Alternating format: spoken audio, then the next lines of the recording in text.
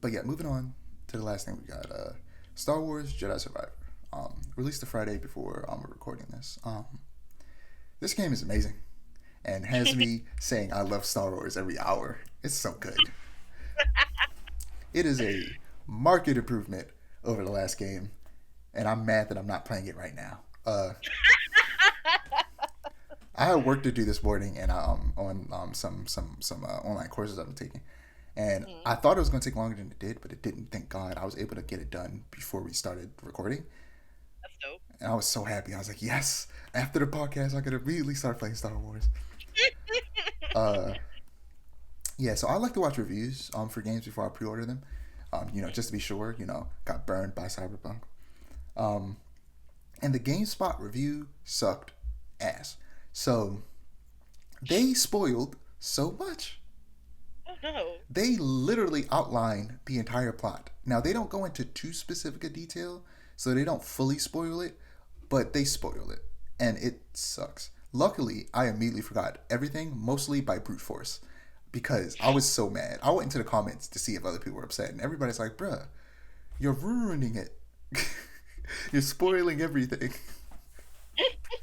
And I was so upset watching that game. So I review every other review, like towed around the story, like a review that comes out before the game comes out should.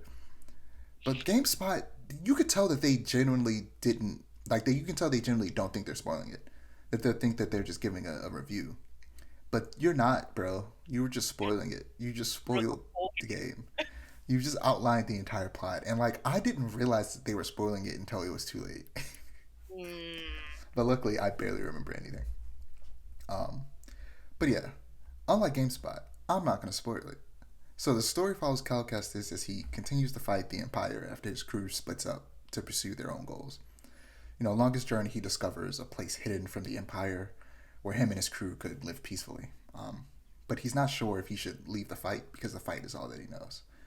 Um, so no, I'll just say that the villains are very run of the mill in a lot of ways, but are still very fun, and I'm interested to learn more about them because I don't even know how far I am into the game at this point. Yeah, the gameplay is very Soulsborne inspired. With there are points on the map where you can rest, save your progress. Excuse me, progress. You can upgrade there. You can change your lightsaber stances, and enemies respawn if you choose to restore your health at the rest point. oh wow. These meditation points, as they're called, can also be used to fast travel between other meditation points. Speaking of fast travel, Survivor also includes a wide linear map style, where there are several semi-open areas among a bunch of more linear levels. The combat is real fun and satisfying. Also, heavily inspired by this entire game. In terms, it essentially was always kind of described as Star Wars if it was like made by the Dark Souls developers. It's it's difficult in a lot of ways, and it rewards patience and carefully watching your opponents and learning their patterns. Um, I'm playing on Jedi Master, which is the second hardest difficulty, but it doesn't feel too difficult. I'm sorry, it doesn't feel too difficult. There have been a few challenging bosses, but I feel like after you learn their pattern, you tend to just breeze by them. Except for the Rancor. Rancor sucks, but I did beat it eventually. Um, there are actually five different lightsaber stances. In the first game, there were only two, so they added three more, Oh and wow. and you start with three. So in the first game, you have single lightsaber stance, and then you have the double sided, double bladed lightsaber stance. And then there's a specific attack you can do where he breaks apart them and uses them, like dual wield. But Oh wow. that wasn't an individual stance. He could only do that for one specific attack. But now it is an individual stance where you can do a single lightsaber, you can do a double sided lightsaber, or you could break them apart and use two lightsabers and dual wield them. That's cool. Yeah, and then the two additional stances are a blaster stance where you use a single lightsaber alongside a blaster, and then there's a crossguard stance, which is essentially like a heavy damage stance where the lightsaber he essentially is using it like it's a little bit heavier and it has a crossguard, and he uses it like a broadsword. The blaster stance, of course, has a gun. Uh, the double sided is good for dealing with groups of enemies, and the single blade is your just well balanced, basic, lightsaber stance, and then dual wield, which I've been using the most, is essentially the fastest with the best parry. Mm. Yeah, the combat's real fun.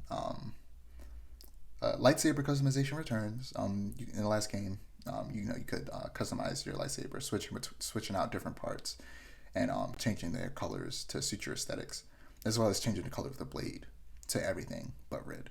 Um, Of course. like what is it? There's pink, orange, yellow, green, blue, white, cyan, um, but not red because you're a Jedi. But they've expanded customization as well. You can customize your droid that follows you around BD1, who's with you the entire game, and you can also customize Cal in a way that you can't normally customize characters in. I feel like a single player game where you're playing as one character, unless it's a game like, I don't know, GTA or like Red Dead Redemption. You can change his hair, you can change his beard, you can change his top and his bottoms. It's an amount of customization I think nobody expected or necessarily wanted, but we aren't mad that it's there because it's honestly really fun. You can give this man a handlebar mustache and a mullet if you want to, That is insane, and he but I will love and he will have a handlebar mustache and a mullet in the cutscenes. So I currently have him wearing his default haircut with a full beard, a cape, and armor. I just made him look like a superhero. it. Real. Uh, yeah, this game was a 148 gigabyte download. Yikes. Easily the biggest game I ever downloaded. But let me tell you, when it's like after I watched the reviews on Wednesday, and I was like, okay, time to pre-order it and download it, and it's at 148 gigabytes. I was like, I'm sorry, excuse me. And How much? I immediately texted Amir and was like, bruh, you're gonna have to delete like 5 games. And he hit me back and was like, yeah, I know, I already did. Yeah, luckily I have a 2 terabyte internal SSD and a external um, HDD that I put all my PS4 games on, so I have space. Um, but if more games this big keep coming out, I ain't gonna have much space for longer. Oh, for real. And that SDD wasn't cheap. If I get a new one soon, that's gonna be trash. But I don't think I will. I don't know. It depends on how big Spider Man is. Spider Man better not be like 140 gigabytes. um, It's all like character customization. That's where all them gigs are going. but yeah, I mean, you can kind of tell where the gigabytes are going. The open areas are huge. They're detailed. The set pieces are incredible. However, similar to the first game, Survivor has released with some hefty bugs. Um, Yikes. Visual glitches, texture pop in on a regular basis. Like it's textures popping in all over the place. Uh, what is it? Frame rate slows down even on performance mode. It's weird, Mm. and I've had it crash I think twice. And as bad as all that sounds, it has not ruined my experience. I am still loving this game. What? Like the pop in, I kind of just get used to it, and the frame rate stutter. I don't know, man. I'm not the biggest frame rate person. I feel like I don't notice the difference in frame rates unless it like significantly slows down, like it is doing in the game currently, occasionally. But it doesn't happen too like often enough to like really annoy me.